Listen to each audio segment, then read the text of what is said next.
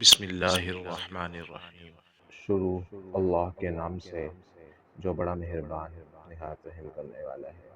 اللہ تعالیٰ رحم فرماتے ہیں اس شخص پر جو بیچتے وقت بھی اور خریدتے وقت بھی اور اپنا حق وصول کرتے وقت بھی نرم ہو۔